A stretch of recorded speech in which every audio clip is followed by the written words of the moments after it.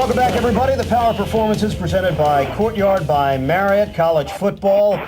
Well, I don't want to use the term chaos, but the word has come up in recent weeks leading up to this crescendo in the college football season with the national championship finally set. We know it will be Ohio State against Florida.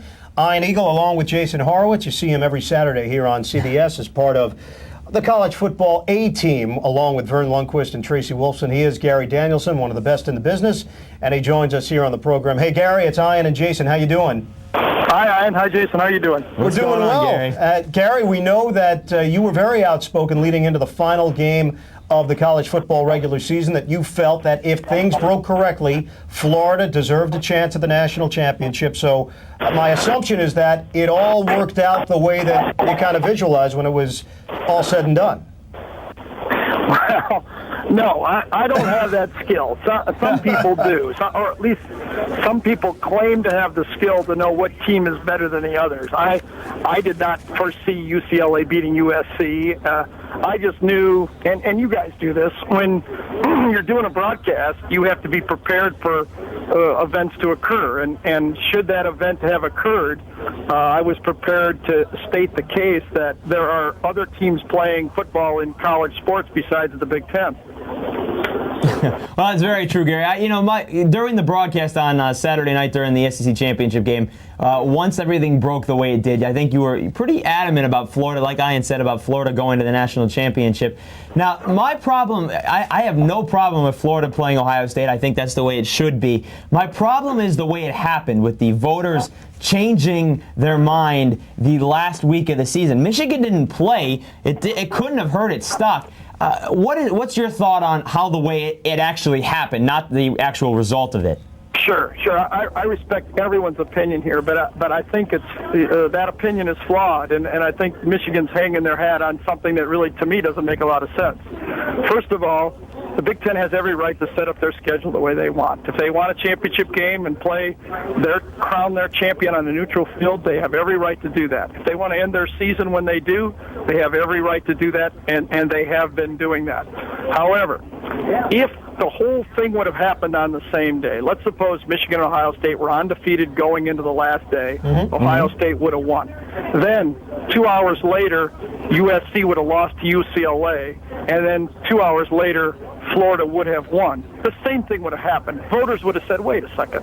When the money was on the line, Ohio State and Florida won, and they would not have rewarded a team that lost to play for the national championship. There was no way that was going to happen in my mind. What I didn't like was the story being driven by experts. I mean, I respect all these guys: Bob Davie, Kirk Herbstreit, Chris Fowler, the voices of college football, saying they knew who the best team was. Now, nobody watches more tape than I do. And if I don't know how they can know. But I've been doing this for a long time. I watched NFL tape for 15 years. I watch college tape now for 15 years. And if I can't pick out the best team, I don't know how these people have this skill. So I can only go by what the results of the games are. And if you put the resumes down next to each other, it's not even a close call. Now, I've been pretty consistent on this, and it's why was very adamant during this broadcast. And by the way, we didn't do this until the fourth quarter. We gave Arkansas all its just due for that SEC championship because they deserved to be playing in that game. But when the story turned, it was my obligation to do it. And I'm getting paid to give my opinion, and I gave it. When you look at it, I did the Nebraska-Colorado game when I worked for ABC, and I was going to be in the middle of that championship game, and I spoke out that a second-place team didn't belong when I was doing it and when I was on that network. I did the Oklahoma-Kansas State game, and I was doing the championship game, and I said Oklahoma didn't belong. And I was applauded by the Big Ten for making that stance. But when it boomeranged around to the Michigan, all of a sudden they feel they're being treated unfairly.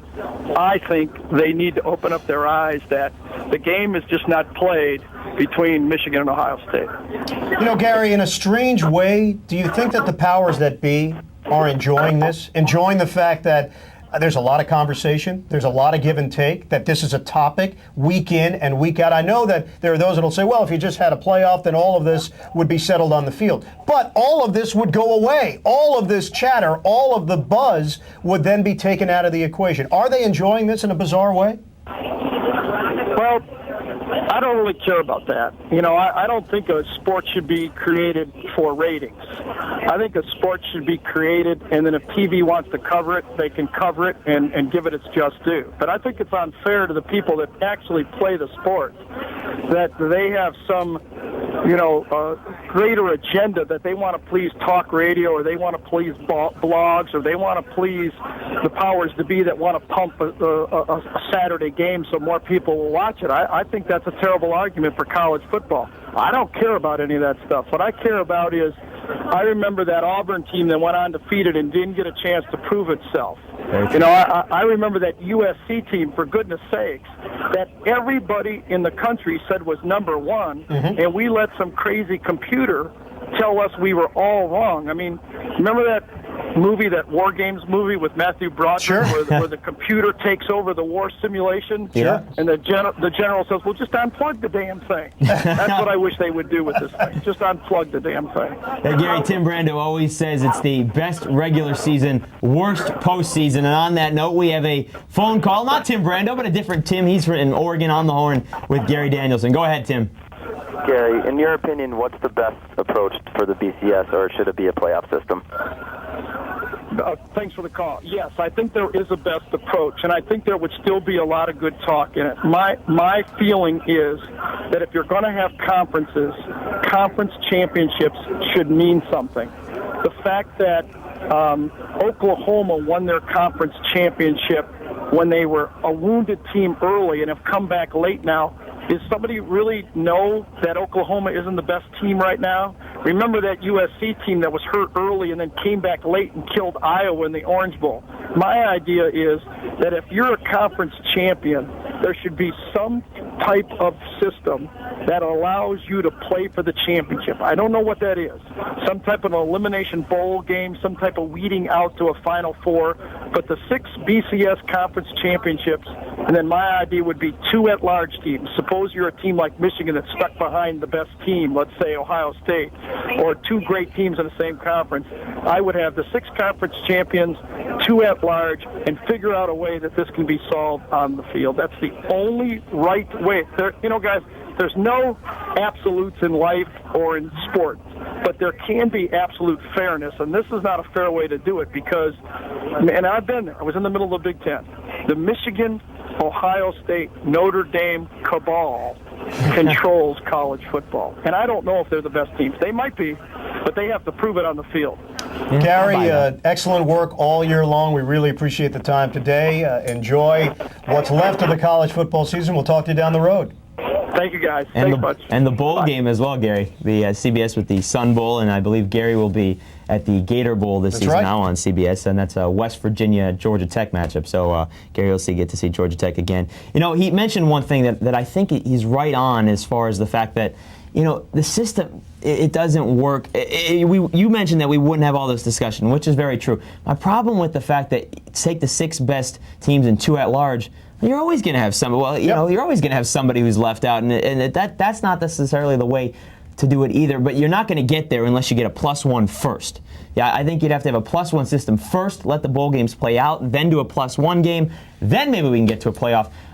Bowl games are not going away, Chase. No, and it's great. Bowl season's great. They're too lucrative, and there's too much history behind them. And there's nothing wrong with bowl games. Bowl games are fun. People enjoy it. Everybody, you got the whole week and a half of bowl games. My only problem is, from the time Ohio State plays to the time they play the national championship game, there's 54 days in between there, between November 18th. You're a whole different team in 2 months. That's true. And why could you not have a playoff system in play during that stretch? Very true. That's a gaping hole in the schedule now for the elite teams in the country, and they're doing nothing. They're practicing, yes, they're preparing, But 54 days, Yeah, way too long. Way too long. All right, folks, let's get to your emails. They've been coming in all day, so we appreciate that. And, of course, if you want to get on the phone, 646-CBS-1000, 646-227-1000. Marengo! Yeah, Gary was a quarterback. This one coming from Marengo, Indiana. If I'm not mistaken, Gary was a quarterback at Purdue, correct? He was indeed. So this one coming around that area. But is Tony Romo the best quarterback in the NFL right now other than Peyton Manning? You know, Ian, you're calling the NFL. You're seeing a lot of quarterbacks. Not necessarily you haven't seen Peyton of late or Tony Romo for that matter, but is he? No. I don't think so either. I mean, it's pretty simple. No, the body of work isn't there yet. Now, Tony Romo is having a tremendous run with the Dallas Cowboys, but to put him now in the class of a Peyton Manning or a Tom Brady, there's no way. He can't be mentioned in the same sentence. Right. Nice run, similar to what Brady did when Bledsoe went down with New England, but no, can't put him in that elite group right now. Yeah, the other aspect of that is one of the reasons that Dallas is winning right now. The defense is playing better. Oh, much better. No so comparison. much better. DeMarcus Ware is on pace maybe to be the defensive MVP of the season. He has been tremendous. The secondary, which is banged up early, has played much better. The front seven has been absolutely tremendous. All right, let's go to another email here, and this one coming from Mark in Georgia, and he writes, "What happened to the Falcons? What do they need to do to turn it around and make the playoffs?" Well, Mark, first of all, they won this past week. And the win over Washington puts them at 6-6. There are 4 teams. Let's just break this down real quickly. In all honesty, there are 8 teams that have a great shot to make the postseason. The 4 division leaders, and then you get the 4 teams that are 6-6. Atlanta's sitting right in there. Atlanta gets Carolina on the schedule still. Atlanta still has Tampa Bay. And I believe Atlanta has one of the teams in the NFC East left. And if that's the case, if the Falcons can go 3-1, they're going to make the playoffs because of the teams they'll knock out. The best thing that Atlanta has going for them right now, they play in the NFC. Well, that's true, too. You're in it. The NFC is so down this year, and there will be, at least we know, a 9-7 team, maybe an 8-8 team that makes the playoffs, maybe 2 8-8 teams, because those teams are going to just kill each other. If you look at the round robin that they have coming up between the Eagles and the Giants and the Carolina Panthers and Atlanta now in the mix as well. Yeah, the Falcons, they went off course, and I think at some point they have to make the decision that they have to tailor the offense around Michael Vick and his talents. He's not your typical drop back passer. He's not your typical pocket passer.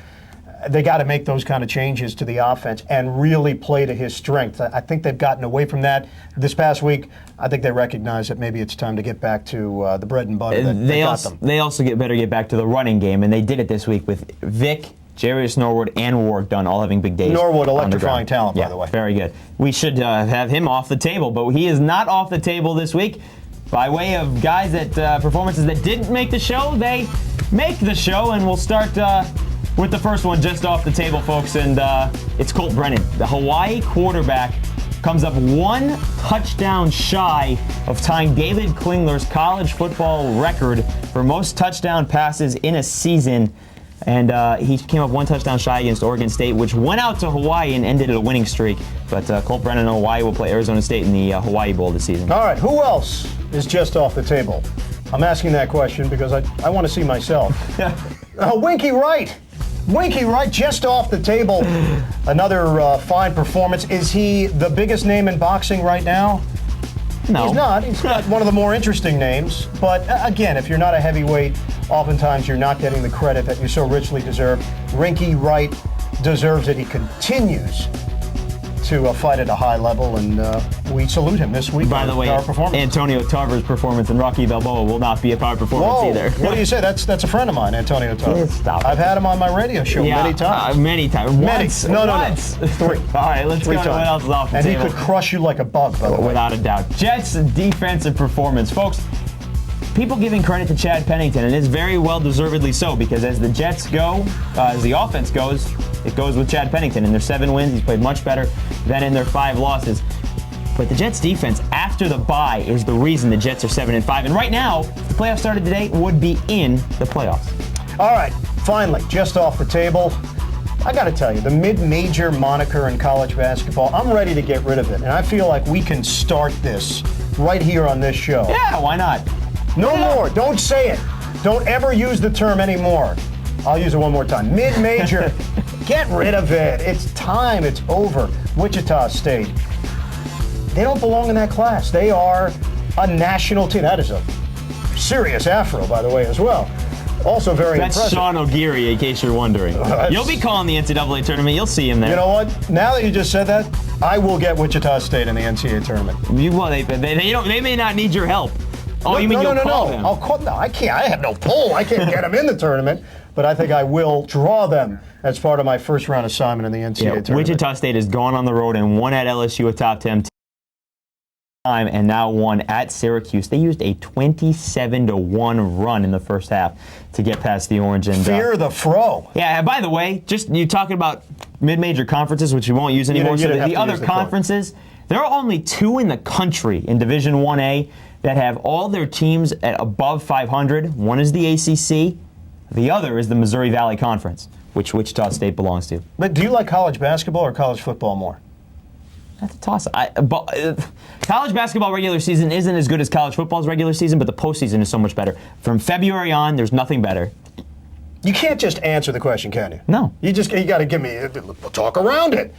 Yes or no? Which one do you like more? Yes. That's going to do it for the Power Performances presented by Courtyard by Marriott. It's great to have this man back, Ian Eagle. Good to be back. We will be back next Wednesday and every Wednesday live at noon right here on CBSSportsLine.com/Power Performances. Of course, you can watch this on demand whenever you want here on CBSSportsLine.com and YouTube. We're on YouTube. We're all over the internet. Did you get a haircut? I think you did too. Until next week, Ian Eagle, I'm Jason Horwitz. Take care. I think you got a haircut.